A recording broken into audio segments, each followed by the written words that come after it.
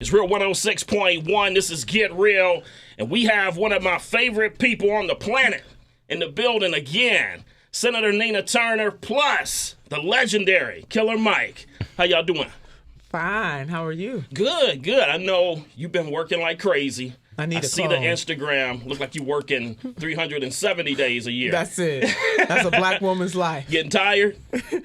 I am. I'm it's human, wearing you down. But I am encouraged. Hey, you're at the finish line now. It's almost there, you know? It's hard, but it's good. I know the last time you were here, we touched on briefly the Derek Chauvin trial. Yeah, when we were did. Talking about police reform and everything.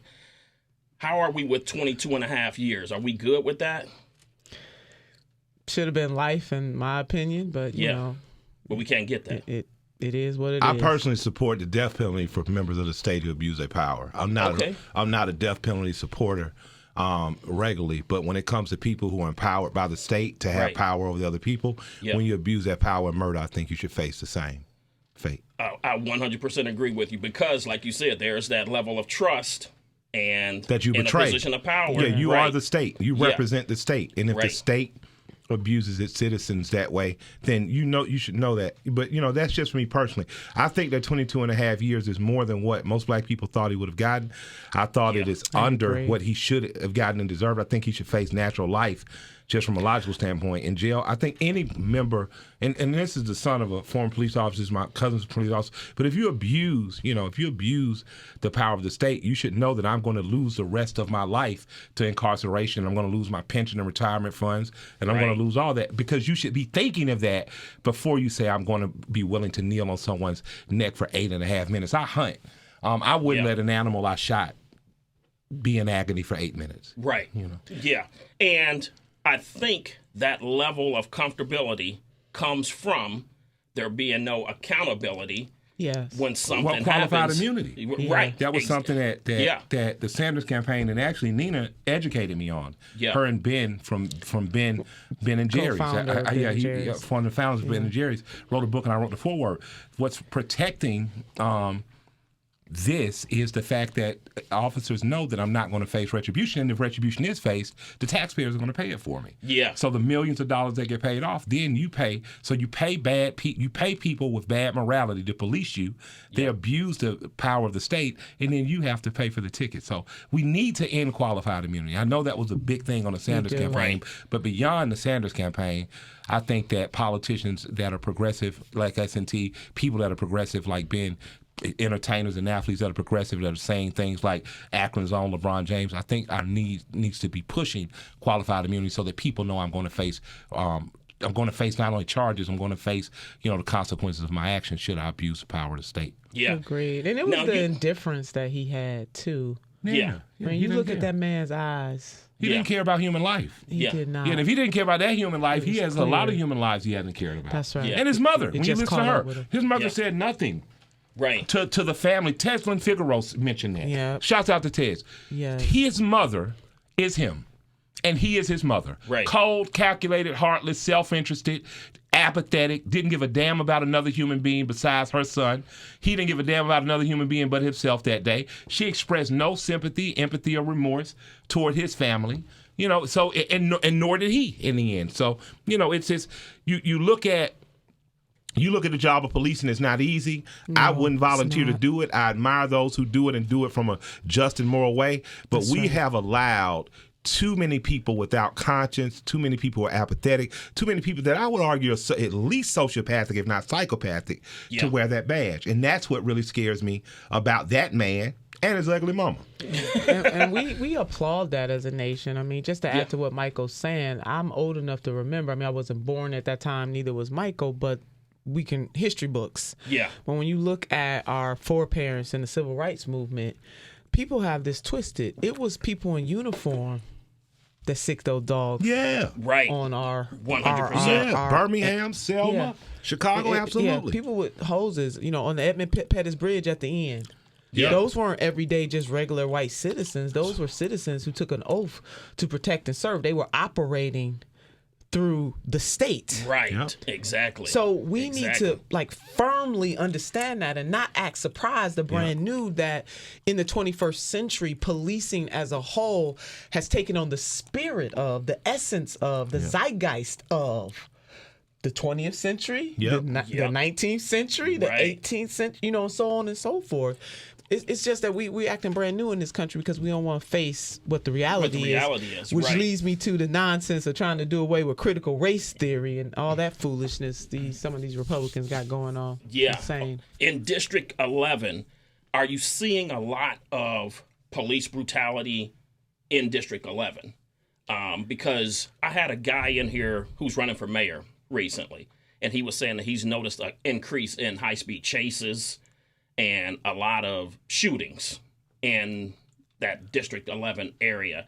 Have you seen anything like that? I don't think there's anything that has increased in that regard. We do have to deal with violence, and some of that violence is not coming at the hands of law enforcement. So we got to tell the truth about that. Yeah. Cleveland is the poorest city in America of its size. Right. And the 11th district makes up Greater Cleveland, also Greater Akron. 23% of the people who live in Akron live in poverty. Half of the children that live in Cleveland live in poverty. Yeah. So we got some problems that we must ameliorate and do it quickly. Policing is just one part of it. I would also argue that there are deaths happening at the hands of people. Poverty. Yeah, absolutely. Death to not have clean air, clean water, clean food. Death not to have a job that pays a minimum wage. Let's talk about death. Absolutely. At the hands of the state. Yeah. It's a whole bunch of stuff that we need to fix in this country, and definitely fixing the legal system has to be done. Now, we've been trying to come back from the pandemic, especially amongst black people. A lot of people still hesitant to get the vaccine. How do you think District 11 can get past that hump and get people in the safe zone, so to speak? Yeah, well, Tony, it's not just District 11. When we're dealing with the pandemic, it's global. Yeah, right. We got to deal with this in a very holistic way. So, yeah, it's District 11, District 14, District 1, the state of Ohio, 100%. The nation. Yeah. And we just got to help people to understand that it's better to take the vaccination than not. I mean, that's not just my opinion. That's what doctors are saying as well. And we take I want to allay some fears because for the black community, it's access to. It's not just hesitancy. Well, that's true. You're right. Access. You're right. Yeah, definitely. And it is also a history in this country where black folks are suspicious, and rightfully so. But what I'm saying to them, look, our other sisters and brothers and family and friends is running to go take the vaccine. That should be your first inkling, your clue that it is all right to take it. And because of our health outcomes, because we suffer disproportionately with high blood pressure, diabetes, all of that, those compounding factors make it more likely that we're hospitalized at higher rates and we die at higher rates too. And so, in my opinion, I am vaxxed. Okay. And I think we need to take the vaccine. And it's like any other medicine people take. You taking medicine on by faith. Right. Because there's something wrong with all this medicine. I mean, there's side effects. Let me put it that way. And even when we had to be vaccinated as kids to go to school, there's side effects to all of this stuff. Mm-hmm. So, Michael, I don't know how you... I'm from a family of nurses that are from Tuskegee, Alabama. Okay. Their grandfather was used as a part of the Tuskegee experiment. Okay. So naturally, my family is very and highly suspicious of vaccinations. Probably hadn't done 3 vaccinations my whole life. My grandmother always used the religious exemption to opt us out. And with that said, my grandmother would have been 89 this year. Actually, she'd have been 90 this year. But she called. She didn't. Her sister called, who's 86, called Monty Tot and says, "Hey, I want to talk to you." I said, "Yes, ma'am." She said, "You come around me a lot." I said, "Yes, ma'am." She said, "I want you to get vaccinated." I said, you ain't never told me no mess like this in my life. Right. She said, "Well, yeah, I want to keep seeing you. Otherwise, you're gonna have to just stand in the yard." So, I'm definitely, based on her word and my other aunts and my 81-year-old grandmother, my dad's mom, who beat it. She beat COVID and walked out of that. We lost her for like 90 days. They wouldn't let us be with her, but she's home now and back, and she's also suggested. So I'm definitely probably more than likely going to be on the vaccination list because my grandmothers and my aunts have called me. Yeah. I know another thing that you've been a big advocate for is raising that minimum wage. Yeah. Something came up recently that got me to thinking about minimum wage. And what I am hearing is a lot of resistance is from the people who already make $15 an hour. That if we raise the minimum wage to $15, what about the people that are at $15 now? Do you have to now give them more? And it starts this chain of, never ending. Tony, the resistance, and both Michael and I do agree with this, and we both went into Bessemer, Alabama. Yeah. To stand side by side with those sisters and brothers, family and friends who were trying to unionize at Amazon. But let me go back to what you asked. Yeah.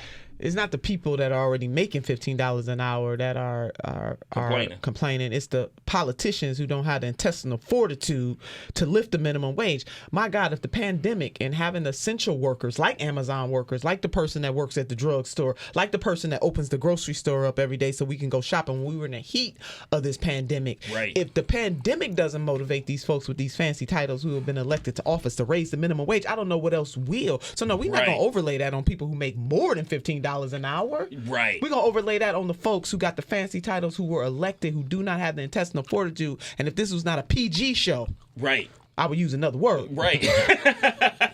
and that's why I asked you, because I said I know if Nina gets this topic, she'll be on it like ants on something sweet. But those people that are making $15 an hour, do you think, in your opinion, they're not threatened by it at all? No, what's the threat to them? Michael, they ain't about to lose nothing. When I had a job, they told you don't talk about money with each other. Right. But I understand how people are being provoked to think like that. Right. I understand how middle management by huge corporations are being told to encourage employees to do that. I understand that. And this happened during the Industrial Revolution. Yeah. It happened during the 60s when women came into the workplace at a higher force.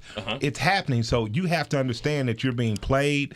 You have to understand that the people that are from middle management poking you saying, well, we just going to hire these people off the streets. And it took you 3 years to get, it was unjust. For 3 years, my son finally quit Walmart. I said, how much you was making?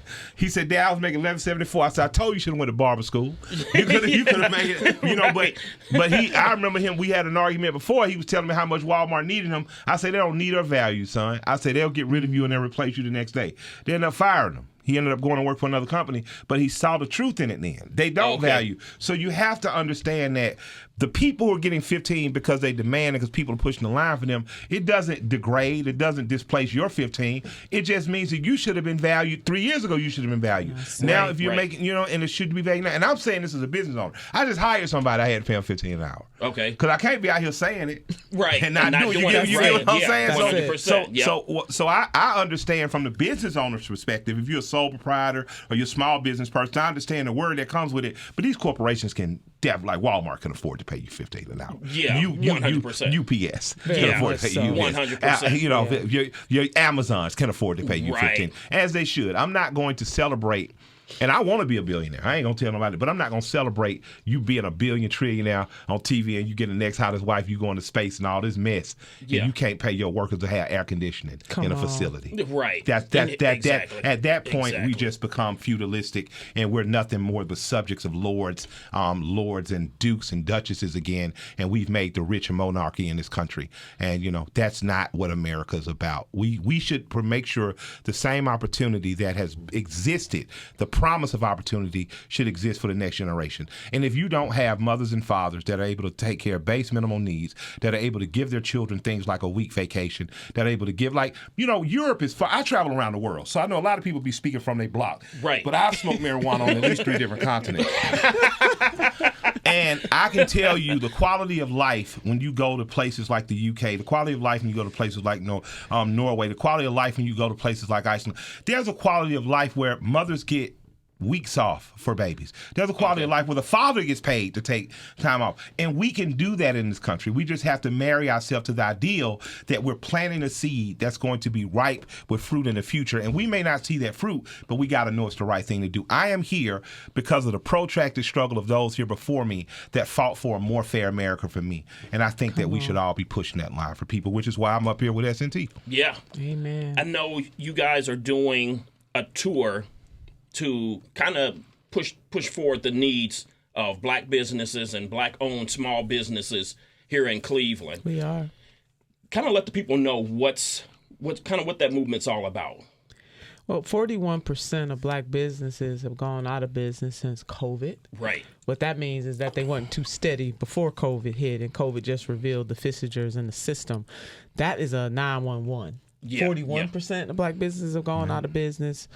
And even before that, if I can just go back a few more years, in 2008, during the Great Recession, or during the period of the Great Recession, black people lost 50% of their wealth. They lost it because they lost their homes. That too was a 911. Right.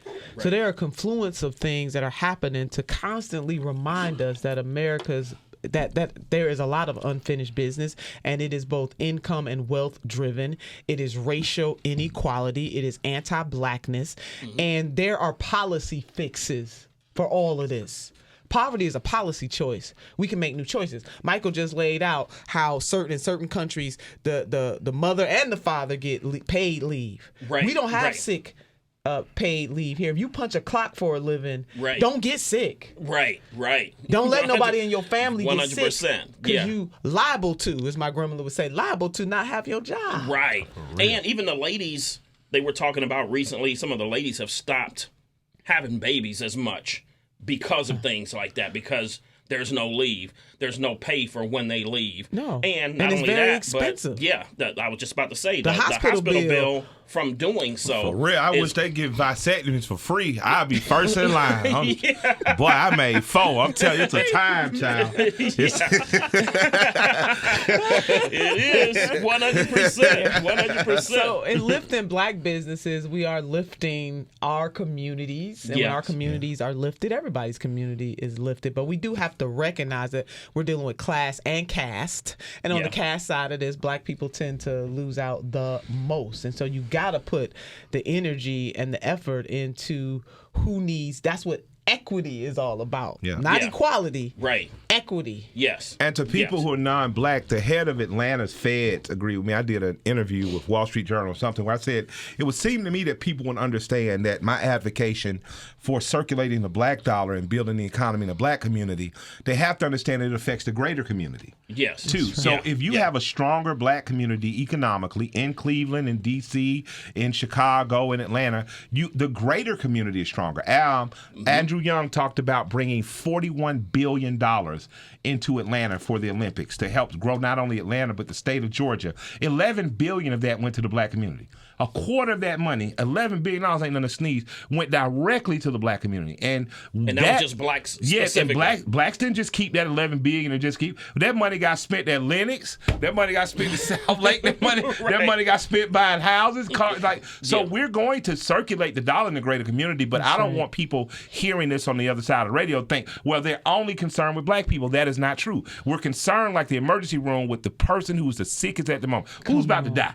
Right. So let's make sure that they get straight, because if that happens, our whole community becomes better. And when I say whole, I mean everyone, right? Yes. So I just know that when we're talking about turning the black dollar, that does not mean segregating the black dollar from the greater community. It means strengthening the black community so that it circulates its dollars enough that it becomes a bigger and better contributor to the greater community. Amen. Can you speak on, while we're talking about black businesses, you hear so many people say the reason they don't go to or buy from a lot of black businesses is because of bad service. Cap. Do you think that's what it is? That's not Louis what it is. Louis Vuitton treat you bad, you still go there. Exactly. Gucci store make you wait in line, you still go. I want to say 2 things though. Customer service is hard. Yeah.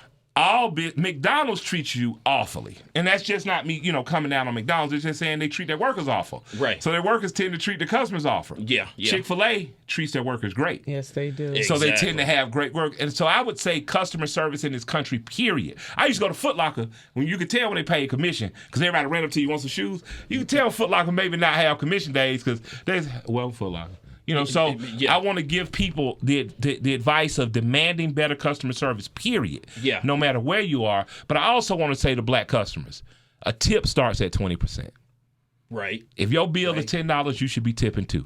If your bill is $100, you should be tipping $20. Now, that ain't for me to fuss or argue about. That's just to say I own a business with customer service involved. I make sure that my customer service standards go above and beyond. And with that said, I expect people to tip accordingly. Or like my grandma said, if you can't tip, don't go out. Yeah. So I want to say 100%. that because a lot of times the people you meet in the process, they've worked their butt off, they've given all they had, they're essential workers. If you work at the Waffle House, for instance, if you're a waitress, you don't get paid minimum wage. You get paid a standard $2, and then you live off tips. So if we aren't tipping, if we're not making our service happy and joy-filled to come, then a lot of times we have to look in that mirror and say, if I only got $100, I might not need to go on this date. I might need to cook at home. Yeah, 100%. I'm just going to give you all that. I totally agree Nina, with that. thank you so much for coming. And we always want you to come in. One of my favorite people on the planet, Killer Mike. Thank you so much. Oh, man, thank you. Let's get her in office. Run, people nigga, are run. going to love it. Love it, District 11. District 11. Early vote starts on July the 7th. It's got to be yours. Election day during this primary is August the 3rd. So please get out there and vote. Let me say this, too. We saw her march around and do an amazing job at making sure the world knew who Bernie Sanders was. Right. And we have made him a cultural icon, and I would claim him as a friend. Let's make sure that this black woman, this Ohioan, this native here, from the great state of John Brown and so many other people that have fought on our behalf, let's make sure that she gets in office to do what she was trying to help others do. Right. Let's make sure that, like we got Ted Terry elected in Georgia, let's make sure that we got like Nakima Williams elected in Georgia. Let's make sure that we do that, because although progressives didn't win nationally, locally we beating up the block. And if we don't have who I consider the national leader of the progressive movement, S&T, in office, that means we as progressives have failed. Yeah. Thank you so much. Amen. Right. Thank you. Appreciate you. Love. Thanks, Tony. When you chewing a piece of gum, it almost tastes like a real soda. Yeah, because sparkling waters to me be tasting just like water. I like the what's the name though, the Topo Chico. I haven't tried that one. Topo Chico, and just squeeze a little. No, there's no sugar in it, but just squeeze a little lime and lemon in. Yeah, and it's good to go. It killed my want for Coca-Cola. I've been on them. Oh, okay. You seen those crystallized lime packs? What? Look, I ain't got no hot sauce in my bag, but I got some crystallized. Right. We ain't gonna start. No hot we gotta get on that. I know. We got to get on that. I got to get on yeah. And what do you do with that? You take that. Throw it in your sparkling water. You put in your sparkling water, whatever you want. See, lemons. Don't put it in your nose. When you get them when you get lemon from the restaurant, it's very germy. Okay. So if you like lemon or lime, you just get these. So I'm gonna do that. You get that. Put that in there. I got a box for you. I've heard that about the lemons in restaurants, so they have bacteria That's growing on exactly from right. sitting out. Yeah. But that's crystallized. Okay. Real lemon. No artificial sweeteners. I love lemon, though. Time check. We need a hard out 11:45. Okay. All right. Let's get ready. Okay. We talked about crystallized lemon and lime this morning. All right, here we go, y'all. We starting in 4 seconds. Okay.